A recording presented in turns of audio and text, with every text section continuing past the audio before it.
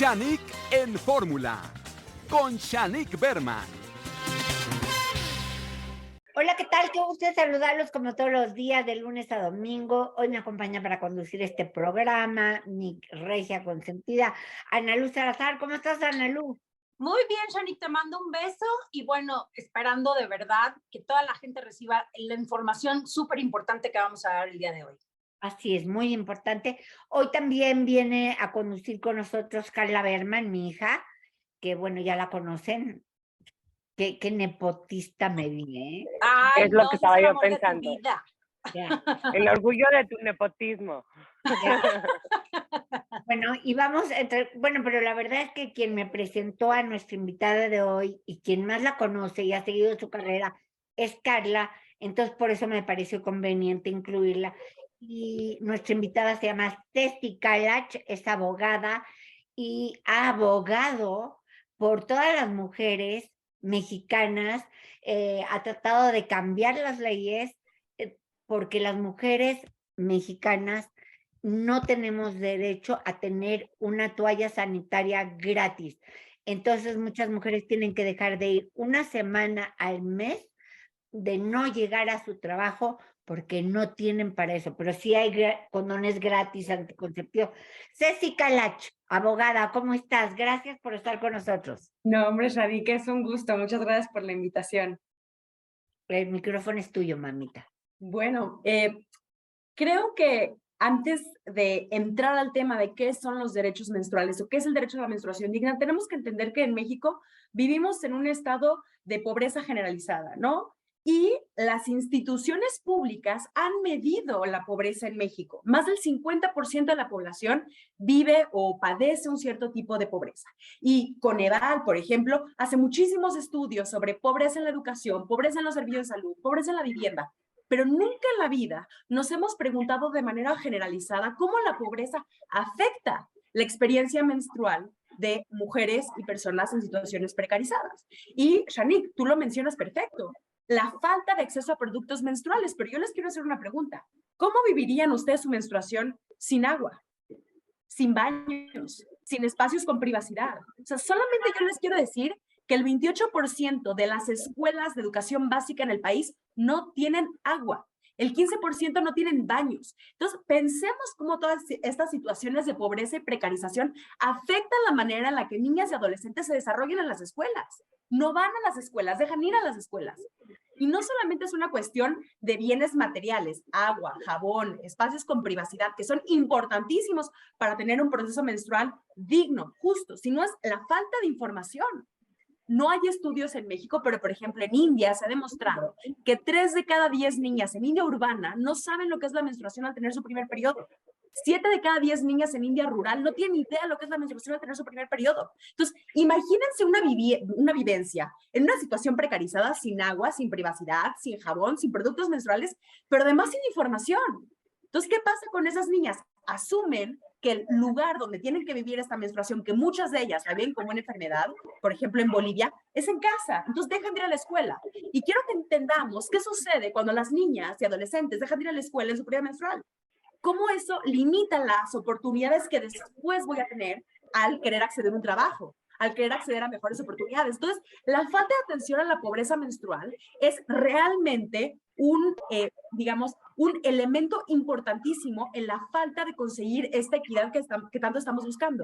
Si no reconocemos que la pobreza afecta esta situación, la situación, una experiencia menstrual precarizada, no vamos a poder llegar a una equidad como a la que queremos llegar. Y no solamente eso, vamos a ir un poquito más allá. Pensemos en todas estas personas que no pueden comprar productos menstruales porque el ingreso menstrual no les da. O sea, simplemente no les da. Es o comen o productos menstruales, ¿no? ¿Y qué usan? Pues usan calcetines sucios, trapos sucios, periódico, todo o se introduce en la vagina o se coloca en la vulva, y pensemos qué provoca eso en el estado de salud reproductiva de las mujeres y de las niñas.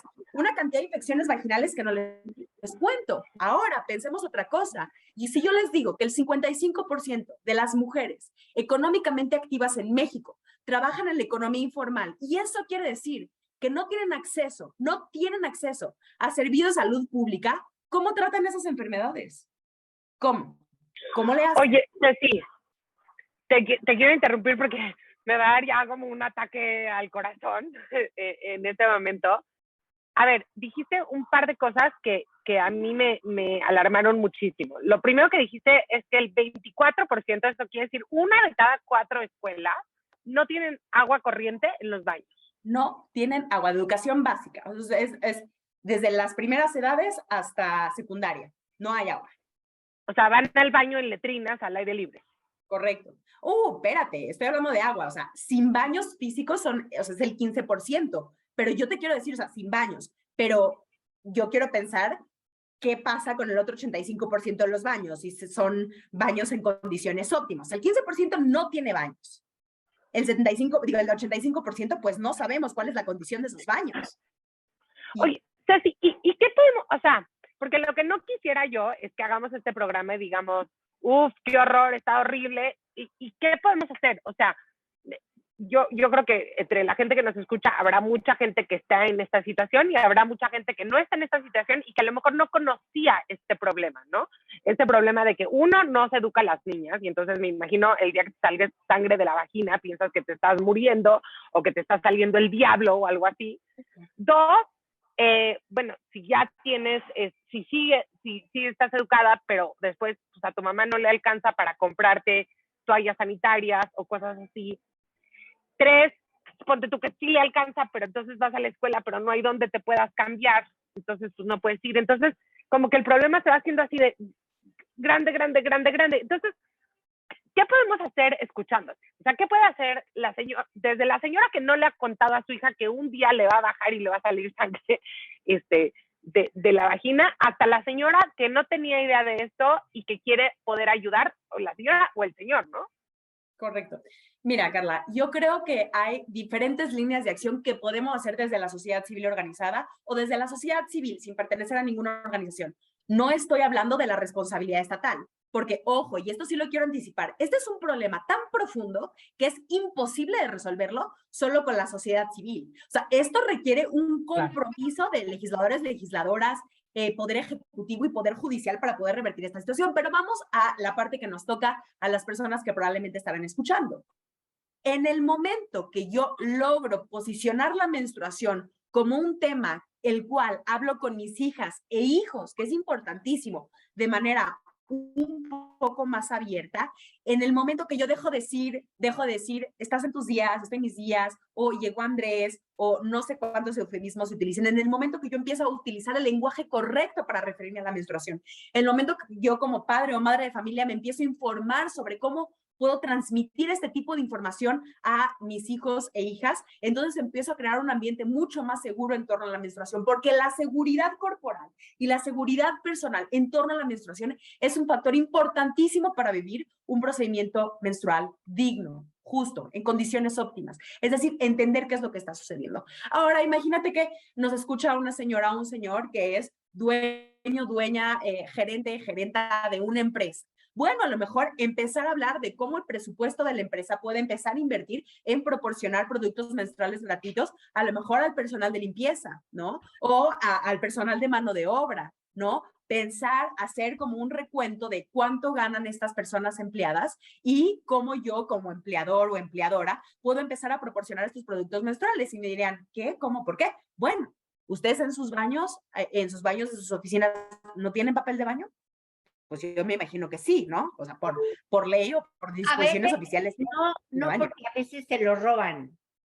También, por supuesto, siempre hay ese tipo de situaciones, pero si nos vamos a basar cuáles son las excepciones de que las personas se roban, o sea, hay estas cuestiones que a lo mejor pasan, seguramente, tu trabajo como empleador o empleadora es proporcionar capacidad de que las personas puedan vivir un poco menstruales. Es cierto, ya y todas estas medidas han desarrollado ciertas máquinas en donde solo puedes sacar cierto número de productos menstruales en cada cierto número de minutos. Ahora, quiero que pensemos, se roban el papel de baño y se roban los productos menstruales.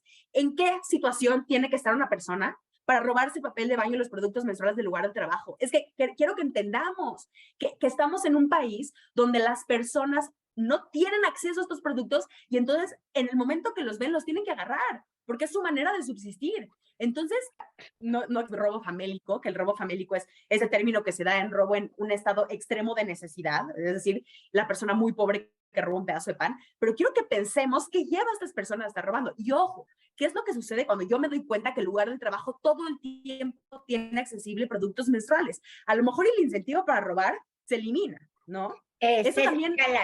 Ceci Calach, que es una de las abogadas que más lucha por una menstruación digna. Nos vamos a un corte comercial y al volver, Analu te quiere preguntar algo. Perfecto, claro. A volver. Y bueno, continuamos aquí en Shanique en Fórmula con Ceci Calach, que nos está dando información muy importante para todas las mujeres y para todos, por supuesto, también todos los hombres que de verdad quieran hacer la diferencia en el mundo de una mujer que tengan cerca, porque este tema es súper importante. Y yo quería hacerte unas preguntas. De entrada, ¿por qué no se habla de la menstruación? O sea, eso me parece muy... ¿Cuál es la raíz de por qué no se habla de la menstruación? Yo sé que hay diferentes motivos, pero ¿cuál es el predominante? Y otro, ¿quién de parte de alguna organización política o de algún frente político, una ideología política, o quién te está apoyando en esto, Ceci? Ok, bueno, primero, la primera pregunta que me haces es interesantísima. Hay que entender que la manera en la que nos relacionamos, la manera en la que nos acercamos con la realidad, tiene que ver con distintas esferas sociales que van armando las categorías que tenemos en la cabeza. Es decir, las esferas sociales van armando los entendimientos de los fenómenos exteriores. Y hay 4 esferas sociales que para mí son fundamentales en el armar o en el entender de la menstruación actualmente, que es la religión, los medios de comunicación, el lenguaje y obviamente la política y el derecho.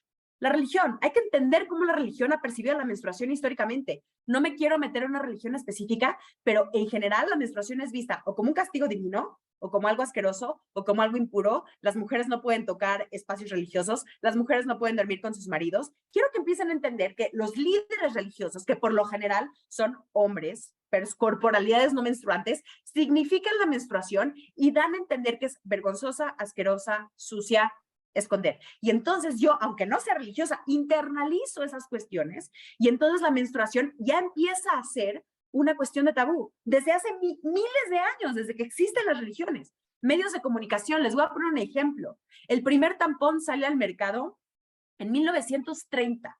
La primera vez que se dijo periodo menstrual en un anuncio de televisión de tampones fue en 1985. Y tú me preguntas, Analu, ¿por qué? Y yo te digo, porque los dueños de los canales de televisión decían que periodo menstrual era una mala palabra que no podía ser escuchada por niños, niñas y adolescentes. Y ahí va otra significación. Entra a mi cabeza que decir menstruación está prohibido, es asqueroso, no lo pueden escuchar niños, niñas y adolescentes porque es una palabra vil. Lenguaje, obviamente, la manera que tenemos de relacionarnos con el exterior, el primer impacto, la primera canal de comunicación con el exterior es el lenguaje.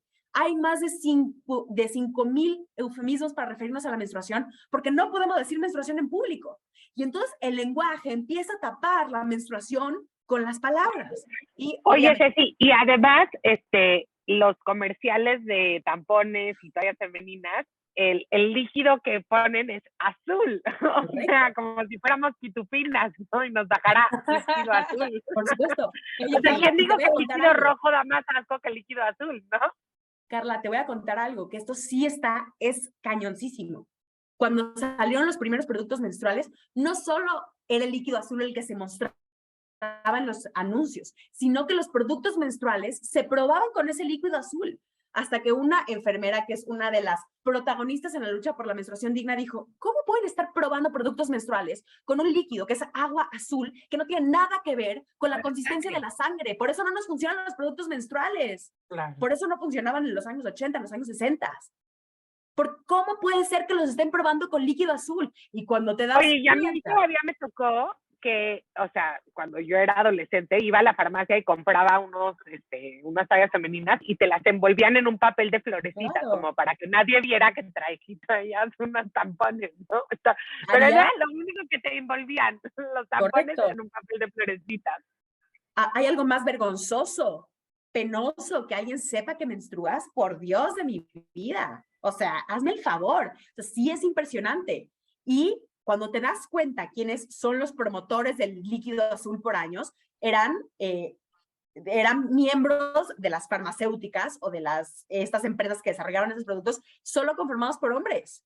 Claro. No vayan a ver sangre, no les vaya a pasar algo.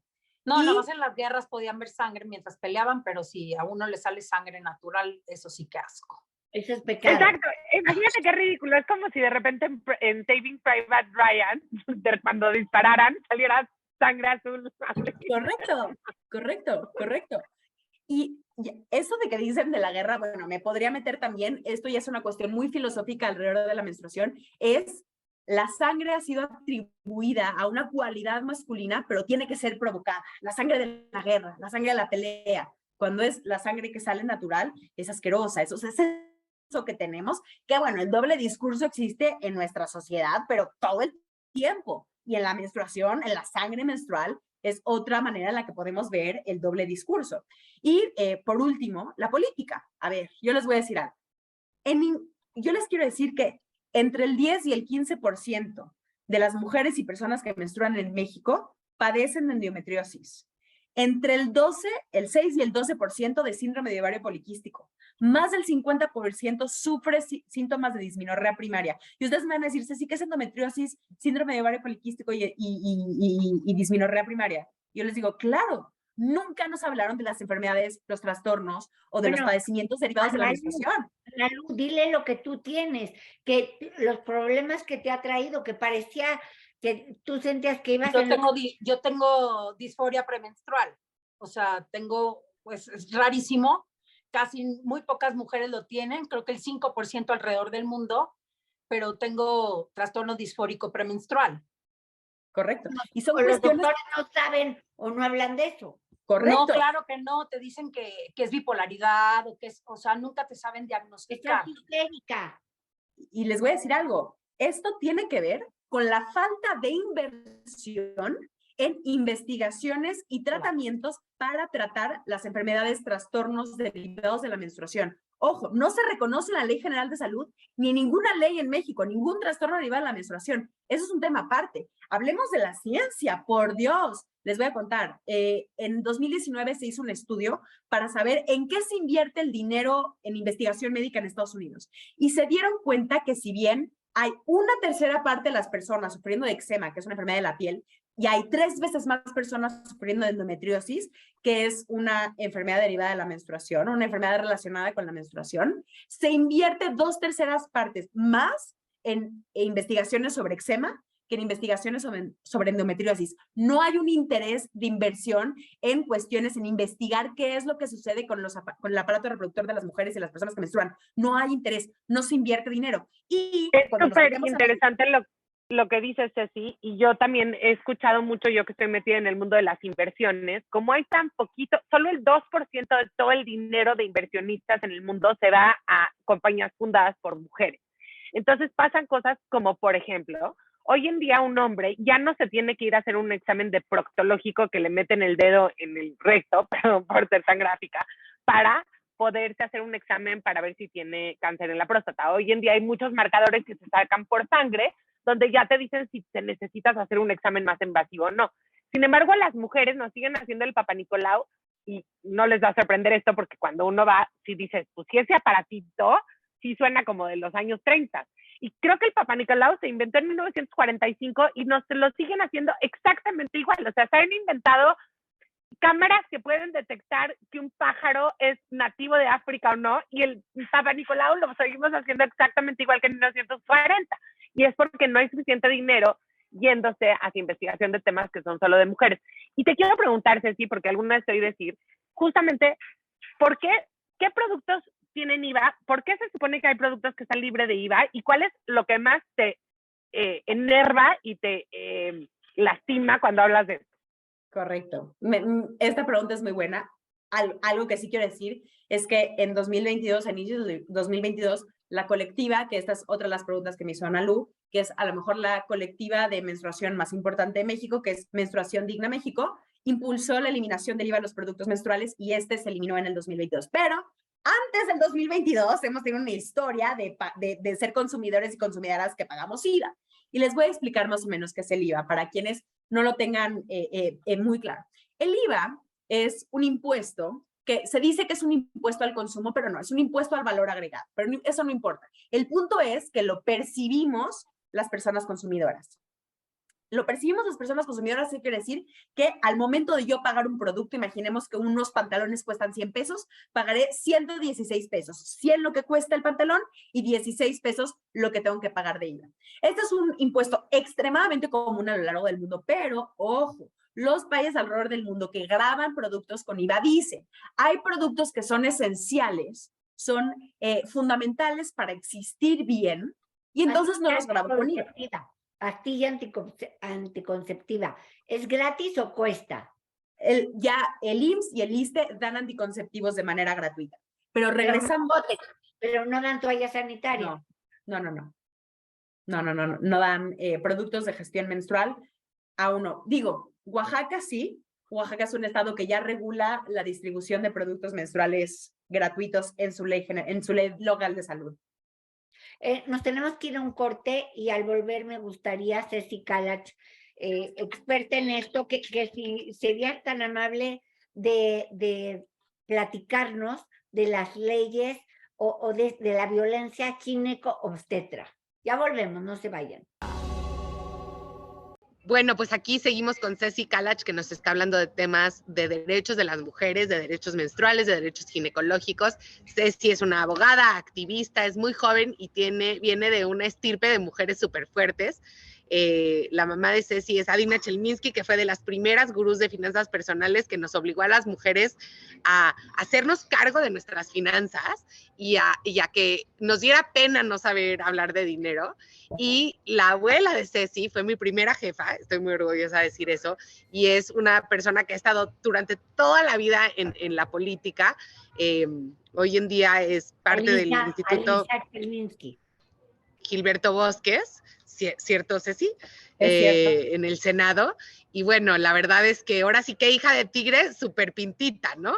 Entonces, Ceci, platícanos un poquito sobre el tema de la violencia ginecológica y obstétrica en nuestro país. ¿Qué tan generalizado es? ¿Por qué tenemos un país donde hay una tasa de cesáreas loca?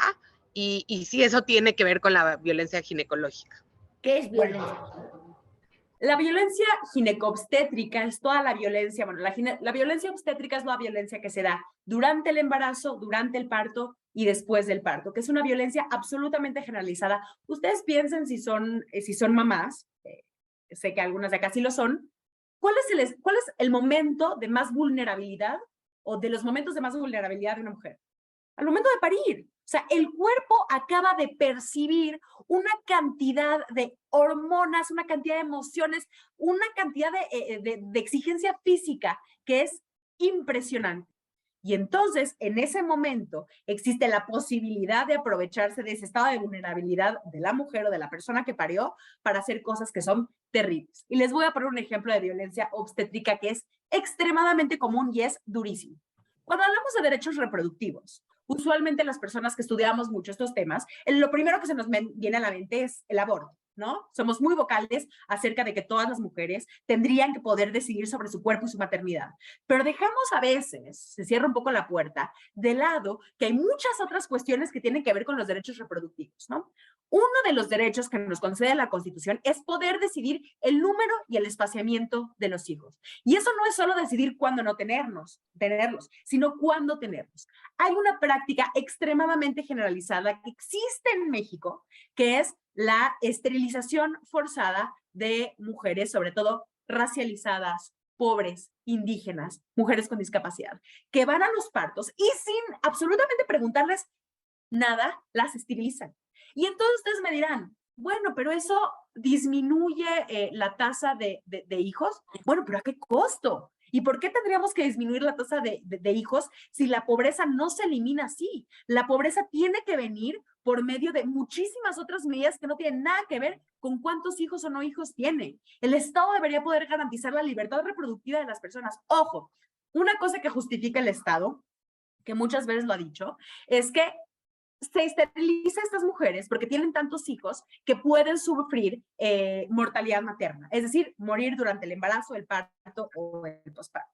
Y cuando las investigaciones del Instituto Indígena se da investigaciones vienen a estudiar este argumento, se dan cuenta que no es una cuestión del número y el espaciamiento de los hijos lo que provoca estas muertes. Lo que está provocando estas muertes es la discriminación en el trato médico, la discriminación que sufren estas mujeres y personas indígenas racializadas, en donde no reciben los medicamentos oportunos, no reciben atención médica oportuna, no tienen acceso a hospitales, o sí tienen acceso a hospitales, pero el trato es tan severo y tan asqueroso que prefieren no ir a los hospitales. Entonces, eso quiero que tengamos en la cabeza cuando hablamos de violencia obstétrica. Ojo, ¿la violencia obstétrica se da en hospitales privados? Claro, por supuesto. Y justo lo que estaba diciendo Carla, el número de cesáreas. En México, el porcentaje de cesáreas es altísimo, es altísimo. Y luego, bueno, fuentes extraoficiales. ¿Por qué creen que se hace tantas cesáreas? ¿Porque son más rápidas? Más caras. Porque son más caras. Porque el doctor no se tiene que desmañanar. Correcto, porque son más cómodas para el doctor. Pero una mujer o una persona que sí puede tener un parto natural, ¿por qué la tendríamos que someter a una cesárea? ¿Y cómo es la recuperación de la cesárea? Ojo, hay que entender que la violencia ginecobstétrica es generalizada. Existen hospitales públicos o en hospitales privados. Pero cuando hablamos de violencia ginecobstétrica, tenemos que entender que no todas las mujeres en este país y no todas las personas en este país sufrimos la violencia de la misma forma. Y eso es innegable. Claro.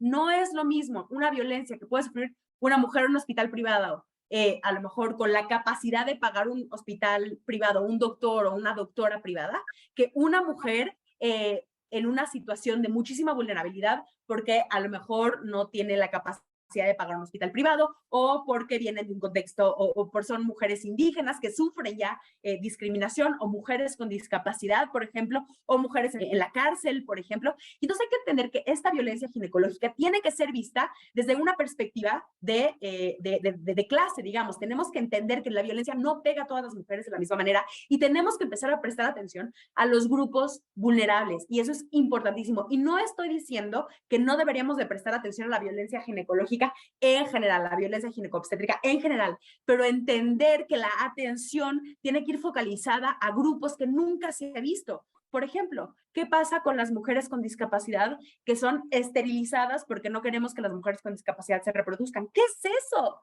No, bueno, eugenesia, o sea, de los nazis. No, o sea, es una cosa terrible. O sea, ¿dónde queda su libertad sexual y reproductiva? Déjame preguntarte algo, porque digo, y no tienes obviamente la respuesta, pero quiero saber tu opinión. O sea, los doctores hacen un juramento hipocrático y yo creo que la mayoría de los doctores tienen realmente una vocación. ¿Cómo es posible que entonces uno escuche cosas como que en el parto, cuando la señora grita, porque pues, las mujeres gritamos al parir, ¿no? Las enfermeras y los doctores le digan, ya cállate porque vi que no gritaste cuando te estaban haciendo al hijo. O sea, ¿cómo te explicas que pase eso? O que te den una cachetada. Cuando yo iba a tener a Carlita, la esposa de Guillermo Murray era la que me ayudaba a parir, ¿o cómo se llama? La partera. Tu dula. La que hizo conmigo todo el embarazo. El psicoprofiláctico. El psicoprofiláctico. Y yo me puse a gritar como lo que me dijo, te voy a dar una cachetada. Y yo le dije a mi esposo, sácala de mi cuarto ahorita. Mira, es una cosa de locura. Yo creo que hay dos formas de ver este problema. Una es verlo de una manera individualizada, es decir, estas son personas poco profesionales, estas son personas con poca ética profesional, por supuesto que sí hay que verlo así, pero también hay que verlo como un problema institucional, un problema de que no hay protocolos especializados para preparar a estas personas que van a tener contacto con mujeres y personas que están pariendo y que es el momento más vulnerable de su vida. No tenemos protocolos que se apliquen de atención en el parto, o por lo menos que no son efectivos. Digamos, las personas que estudian medicina lo podrán decir. Obviamente, dan la materia de ginecología y obviamente la especialidad. ¿Cuántas de esas materias se tratan de ética profesional para tratar a una mujer en el parto? No lo sé, a lo mejor sí hay, yo estoy loca, pero a lo mejor no. Aparte a mí me contó Carla de que hay una red de donde tú puedes hablar de los abusos que has sufrido y que hay doctores, incluso en el Hospital Ángeles de Interlomas, entonces no me imagino en el hospital que no tiene baños, que te ponen una inyección y tú no sientes y mientras te violan. No, Cuando es una dicen que locura. te están revisando, te violan. Es una locura, o sea, y esas cuestiones, obviamente las podemos focalizar como un problema, como digo, un problema individual, es un problema de los doctores, que sí lo es, pero también un problema de un sistema que no ha podido atender estos problemas, porque ¿cómo puede ser que eso en 2022 siguen pasando estas cosas? Porque no se Bueno, invierte. pasó en el equipo olímpico hasta hace cuánto tiempo, duró 30 años el abuso te estoy hablando de Estados Unidos, equipo olímpico, 1000 acusaciones. Ahora imagínate, ¿quién le va a creer a una persona indígena? Por supuesto, y entonces hay que entender que todo lo que tiene que ver con violencia ginecobstétrica no solo es un problema de doctor-paciente, es un problema de institucional, de que el sistema no ha sabido remediar este problema. Y este problema no se remedia solamente con protocolos, sino con sanciones claras a los doctores que cometen o doctoras que cometen este tipo de violencias, con aplicación de protocolos, con capacitación del personal médico. O sea, sí tenemos que entender que todos esos A las problemas... mujeres no nos creen. Ese es un temazo. O sea, eso de que a las mujeres no nos creen es un temazazazo. Y quiero que entiendan Tenemos que ir a un corte y ya volvemos con Ceci Calach, abogada. Y bueno, continuamos aquí en Shanique en Fórmula, tocando un tema súper importante. Y Shanique, de verdad, pusiste un punto sobre la I. No nos creen. Y eso es algo que tú te quejas de violencia ginecobstétrica, no te creen. Tú te quejas de que no tienes acceso a toallas sanitarias o a información sobre tu menstruación, no te creen. O te dicen, para eso te rentas. O te dicen, para eso estás, porque las mujeres saben parir. O sea, vaya, siempre tenemos nosotros que ser las que ya estamos puestas y tenemos que tener toda la información y nadie nos cree, ¿no? Y menos hablamos de violencia sexual. Y menos nos creen. aguántate, porque si dices, híjole, mucho problema. No, absolutamente. A ver, eso de que no nos creen es, o sea, es evidenciado, o sea, y quiero que entiendan que eso de no nos creen es la razón por la que muchas víctimas de violencia sexual no hablan hasta después de 10 años, hasta después de 15 años, hasta después de 20 años.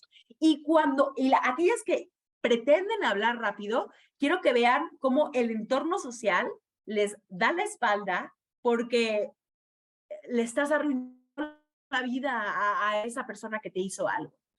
¿Le estoy arruinando yo la vida a él? Después de yo haber sufrido violencia sexual. O sea, quiero que entendamos cómo estamos conceptualizando todo lo que tiene que ver con violencia sexual. Bueno, Analú, bueno, dile lo que te pasó cuando tenías 8 años. Yo fui víctima de violencia sexual a los 8 años por medio de, un sacerdote de los Legionarios de Cristo infligió contra mi violencia sexual y contra otras niñas también en la misma escuela. Algunas eran en grupos, yo fui en solitario, pero algunas te Dile lo que te dijo, le dijo el padre a tu papá. Dile lo que le dijo el padre a tu papá. Con el que tenía que entenderlo porque es hombre. Que él tiene necesidades. Exacto. Y quiero que entendamos que estos, o sea, por ejemplo, este sacerdote que es una persona en un puesto de poder, asume que tiene derecho sobre el cuerpo de otra persona. Y entonces, a ver, yo les quiero decir algo, podrán no estar de acuerdo conmigo. La violencia sexual no es porque los hombres no tienen control sobre sus cuerpos. Es porque los hombres saben que tienen un puesto o un estado de poder que lo pueden imponer sobre otras personas en sociedad. Y eso es una respuesta de estas estructuras patriarcales que vemos. No es que los hombres no tienen control de su... A ver, el instinto sexual, o sea, se puede controlar, digamos, pensemos en nosotras, no estás en un antro y vas a nalguear a una persona, no lo haces. Bueno, a lo mejor algunas sí, pero digamos, no es instintivo. Es esta cuestión de querer imponer mi poder sobre otros, ¿no? Y esto se ve específicamente notorio en hombres en puestos de poder. Hace jefes, directores de escuela, sacerdotes, padres de familia, etcétera, etcétera, ¿no? Y esta parte de a las mujeres no nos creen y luego dicen, bueno, es que hay muchas que mienten. Bueno, ya hay estadísticas, sobre todo en Estados Unidos, donde se habla que solamente el 1% de las denuncias por acoso sexual o abuso sexual o violación son falsas. Y entonces queremos meter todas las acusaciones en la misma canasta del 1%. No podemos hablar de un tema a partir de las excepciones. cuando el 99% de las denuncias son verdaderas, ¿no? Oye, Ceci, el otro día escuché un dicho muy fuerte, y a ver si no me cuelgan todos los hombres que conozco, pero que decía, alguien me dijo, no, si los hombres tienen que estar felices, que las mujeres lo único que queremos es igualdad y no venganza, ¿no? Pero es que la verdad, cuando uno oye todo esto, sí dices, sí, la verdad que sí, nos deberían de agradecer. Por supuesto. Por supuesto. Oye, pero ¿qué sí ha pasado? Porque por otro lado, yo siempre digo, y soy un eterno optimista, que también es un gran momento para ser mujer. Por lo menos podemos hablar de esto en un programa de radio. ¿Estás de acuerdo? No, por supuesto. Por lo menos haya conciencia, etcétera. Entonces, ¿qué cosas positivas, radio y tele, qué cosas positivas sí han pasado a nivel nacional, además? ¿Y qué podemos hacer cada quien desde nuestra trinchera para que no nos vayamos con una sensación de todo está mal, sino de, sí, hay muchas cosas por arreglar, pero ¿qué hago yo hoy? ¿Y qué hace una mujer que no tiene dinero para las toallas sanitarias? ¿Qué hace? Okay. Danos una solución. Ok, a ver, les voy a decir los avances que hay y eso no son suficientes, ¿eh? O sea, falta muchísimo por hacer, pero son avances que he identificado por lo menos en las leyes. A partir del 2019 se aprueba la reforma constitucional llamada paridad en todo, que es que todos los entes de gobierno tienen que estar conformados mitad por hombres, mitad por mujeres. México tenemos un Congreso paritario, es decir, conformados mitad hombres o mitad mujeres. El chiste es que ese Congreso paritario se vea reflejado en iniciativas que pretendan proteger los derechos de las mujeres, niñas, adolescentes, ¿no? Y eso es lo que queremos ver. En materia de leyes, bueno, cuestiones que tienen que ver con la legalización del aborto, bueno, la despenalización del aborto voluntario en otros estados de la República, fallos o sentencias importantísimas de la Corte, ¿no? La sentencia que fue hace, no me acuerdo si fue hace un año, y ya el tiempo se me pasa, ya no tengo perspectiva de tiempo, pero que dice que las normas que penalizan el aborto voluntario son inconstitucionales y esa sentencia obliga a todos los jueces de la República, y entonces una mujer que decide tomar la decisión de abortar no puede ir a la cárcel porque obliga a todos los jueces de la República a asumir esa sentencia. Cuestiones que tienen que ver, a veces es un tema muy debatido, pero la ley Olimpia, que habla de violencia sexual digital, ¿no? ¿Qué pasa si difunden mi pack? Es un tema muy debatido.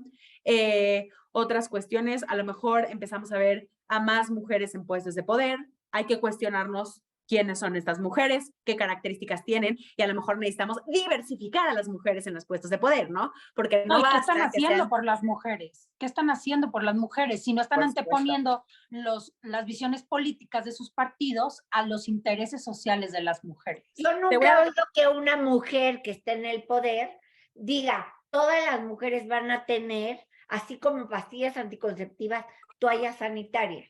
Correcto, mira, ya existe ya en la ley de educación de Michoacán, se aprobó en la ley de educación de Michoacán, la distribución gratuita de productos menstruales en las escuelas. El punto es que se ha implementado. Otros estados de la República ya han introducido esas medidas. El punto es que se ha implementado. Y para que se ha implementado, ¿qué necesitan los estados? Dinero. ¿Y quién aprueba el presupuesto? Pues la Cámara de Diputados o los congresos. ¿Me entienden? O sea, se requiere mucho más. Por eso, Carla, cuando dices ¿qué avances han habido? Sí, sí hay avances, pero en mi opinión, y no quiero ser negativa, son avances parciales.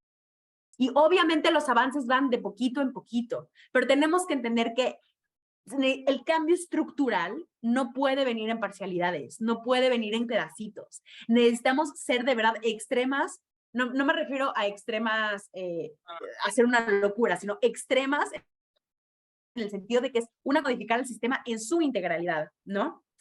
Les voy a poner un ejemplo. Algo, Ceci, porque ahora todo el mundo dice, ay no, pobres de los hombres, las mujeres ahora todo el día tienen terror, los hombres que los acusen de acosadores y no sé qué. Y realmente cuando te oímos a ti, que eres experta en esto, y hablas con datos reales y científicos, pues vemos de que las mujeres seguimos, que aunque ganamos, según esto que ahora somos las ganonas, seguimos perdiendo. Mira, Shanique, un ejemplo que a mí o sea, me encanta poner, no es una analogía exacta, no estoy comparando a los hombres con pistolas, pero les quiero poner un ejemplo. Yo en mi vida, todas mis amigas, absolutamente todas, han sufrido un episodio de abuso, acoso, violación. Todas. Eso no quiere decir que todos los hombres sean acosadores, violadores o abusadores, pero quiere decir que todas mis amigas han sufrido un episodio de ese estilo. Y entonces, pongamos el ejemplo. ¿Qué es lo que sucede cuando yo veo una pistola? Me alejo. Pero mira, es que sé si la pistola no tiene balas. Me alejo. Sé si la pistola es tuya. Me alejo. Prefiero no utilizarla, prefiero hacerlo con cuidado. Y eso es cuando yo empiezo a escuchar que todas las personas de mi alrededor han vivido un episodio de este estilo, pues yo por mi protección tengo que actuar con cautela, tengo que actuar con cuidado. Y eso no quiere decir que yo estoy señalando a los hombres de malos, sino que tienen que entender que el miedo es justificado, porque es lo que vemos todos los días.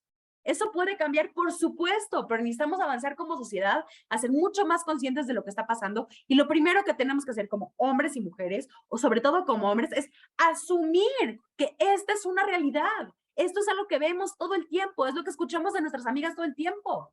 Y por eso tenemos miedo. Y entonces, desde mi espacio, como hombre, en este sentido, en una situación de privilegio, ¿qué puedo hacer para hacer sentir a las mujeres de mi alrededor un poco más cómodas, ¿no? Un poco más seguras, ¿no? Creo que sí es un trabajo colectivo.